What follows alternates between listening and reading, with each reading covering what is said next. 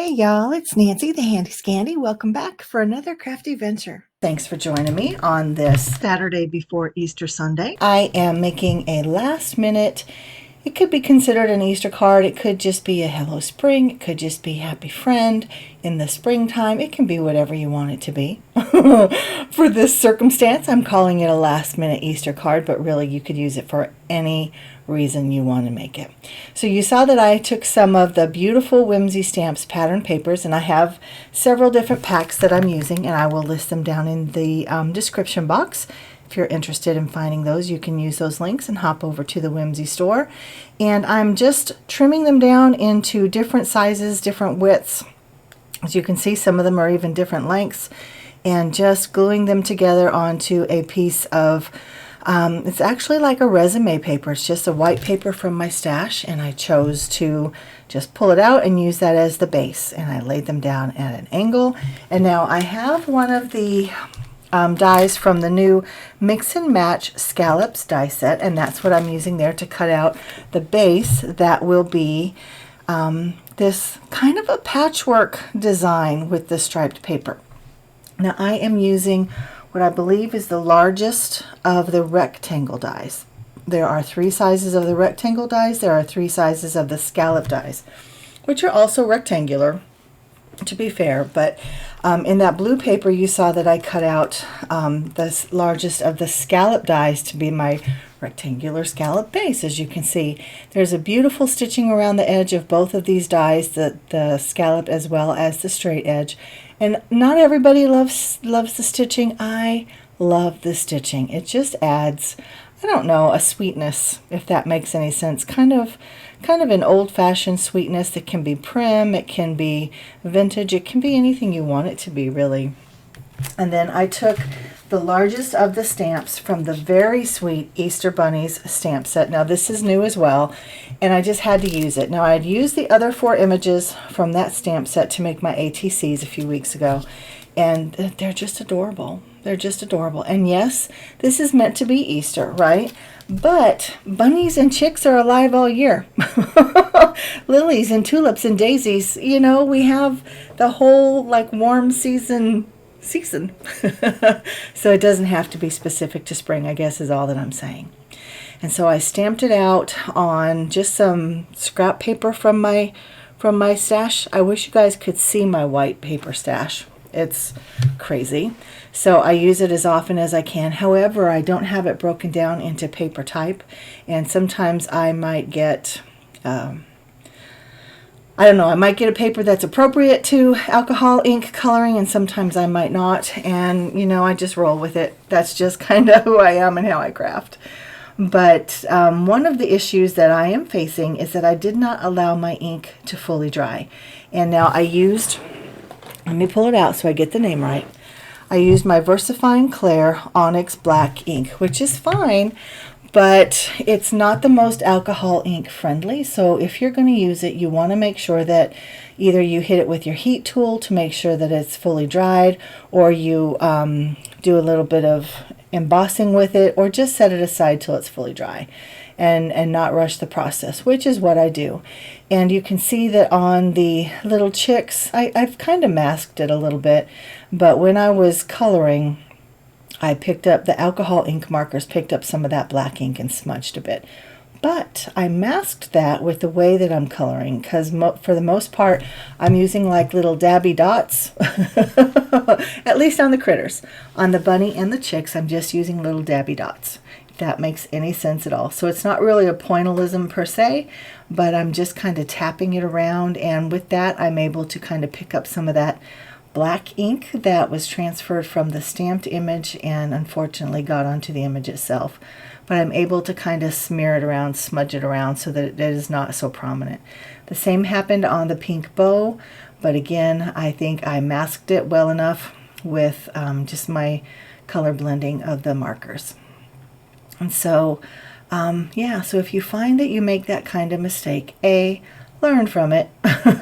Move forward. Don't beat yourself up. Don't necessarily throw your image away, because you can mask it.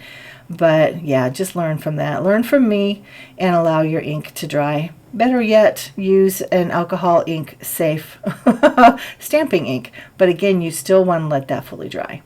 Now, as far as the dabbing, you can see that that's exactly what I'm doing on this little bunny. And I'm just using my warm grays. As you could see, I'm using the warm gray 0, warm gray 1, warm gray 3, just to dab on some color. It kind of adds a texture, but it also is a very forgiving coloring style, at least it is for me. And so I pulled out some different browns. Again, my Olo markers. I do still have some of my Artezas, and every now and then I put them to work because my Olo marker range is not, I mean, it's a full range. It's just not as full as I would like it to be. So I like some other color options, and when that happens, I reach into my my older Artezas, which I still love very much. And I'm just finishing up the coloring, making sure that I get some darker colors in there just for that depth and dimension. And it's okay if you don't, because I am definitely not a realist in well, started to say in terms of my coloring. I am a realist in other ways, but in terms of my coloring, no, I just get that color down and make sure that it's sweet and that it's cute, and I keep it moving. And then of course you can see that I'm fussy cutting. My only tip really that I have for fussy cutting is that you move your image much more than you move your scissors. And if you like a white border, you know, set that border and keep the scissor at about the same width from your image as you go along. But if it gets closer or further away at some points, it's okay. Show yourself grace. It's okay. No one else is likely going to know that. So anyway, got it all fussy cut out. Then I felt like it needed some separation from that striped paper background. So I used that blue die again, or the smallest actually of the rectangular dies to cut out some of the blue paper. And yes, it has a little flaw in the paper, but that's what I got, and so I'm just going to mask that by my placement of the bunny and the chick image. So just using my Barely Arts glue to put that scalloped rectangle down onto the white rectangle, and the white rectangle is the second largest, or the middle, of the 3 rectangle dies from that same die set. And again, that is the Mix and Match Scallops die set, and I use a lot of them on this particular card, and I'm not mad about it. I think they coordinate so well.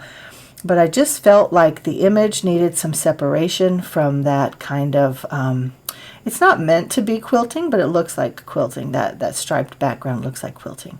And then I used it again to cut out the mid layer on the sweet and the friend, and I think it's just adorable.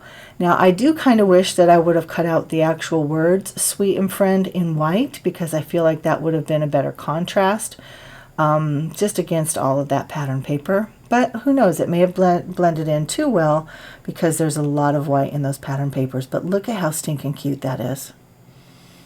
I mean, that's just adorable. And then yeah, so I have all 3 layers of both dies, the sweet and the friend. Now I want to say that these 2 word dies are on the last chance on the website, so I'll link to everything, but I'll definitely link to these. My apologies. And you can check out everything that's on the last chance, because once it's gone, it's gone. These retiring things, whether they're images, whether they're word dies, there's a lot of them, and once they're gone, they're gone. They're not coming back. So Whimsy is making room for all kinds of fun new things coming to us in the future, and I'm excited about that. I'm also sad to see some of these old favorites go away. Now, I took the time and the effort to do both the sweet and the friend, and by gosh, I'm determined to make them work. So you see a lot of my process. So I already have the blue scalloped rectangle adhered to my card base, and then I have the small blue scallop adhered to the white layer there, and then I'm adhering it all together. So I did pop up the kind of patchwork striped layer on some foam tape, as I did with the bunny and the chick image. And so it does have some dimension. I feel like there's enough separation between the busy striped background and the bunny. And I just felt like it was a little hard. Even though there's those scalloped edges and it's a sweet, soft image, I just felt like, I don't know, there were a lot of hard lines. So I brought in this lace from my stash just added a little bit of glue up under that layer and just kind of squidged it in there. Now I did put some glue on the ends because I didn't want the lace to fray. But here I am trying to audition my sweet and my friend again, trying to get them both on there. And I'm persistent. Like, I want to make it work. Can I put them in different orders? Can I put them in different places? I'm okay when things interrupt the border like that. That doesn't bother me if things hang off the edge at all. I think that adds some interest. But in the end, I just decide I'm going to have to abandon the sweet and save it for something else, and that's okay. That doesn't bother me. I was persistent and I was determined to make it work on this card, but it just didn't. And so that's when I alter my my plan, and I go through my stash and I find one that has the word hello, which you can see I've done here. Now this is from the very sweet Piggies Crushed It stamp and die set. I've had this for a while. I need to use it some more. It needs to come out and get some more love because it's absolutely adorable. Adorable, pardon me.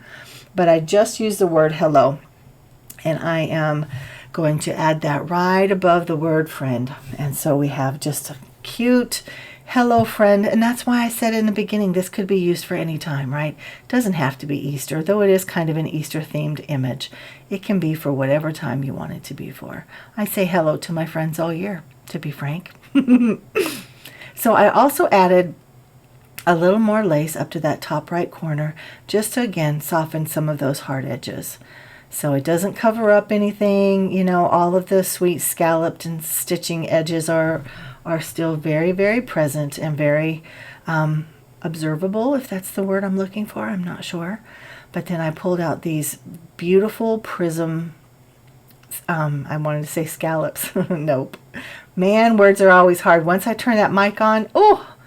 Anyway, they're the beautiful confetti, and again the name is prism, and depending on how the light hits them, they might be a purple, they might be a blue, pink, they might even just be kind of a shimmery white. They're beautiful, absolutely beautiful. So I love this card. I had a great time making it. I wish you guys a very happy Easter if you celebrate, happy spring otherwise, because if you guys are like me, you're feeling the wrath of the pollen, but that's okay because that means summer is just around the corner, and then fall, and then Halloween. I'm excited. Thanks guys for spending some time with me. Make sure you like, subscribe, definitely leave me a comment, and until next time, mwah, I'm out.